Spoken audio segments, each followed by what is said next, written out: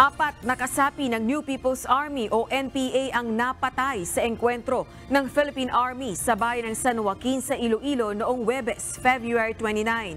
4 na bangkay ng mga rebelde ang nadiskubre ng 61st Infantry Battalion sa isinagawang mopping up operations matapos ang bakbakan.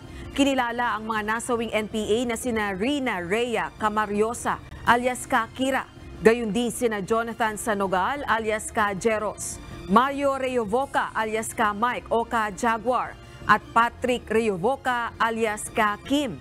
Ayon sa militar, ang napatay na si Rina Rhea Camariosa ay sinasabing anak ni Nahum Camariosa na kilalang leader ng NPA mula sa Southern Panay Front Committee sa Panay Island.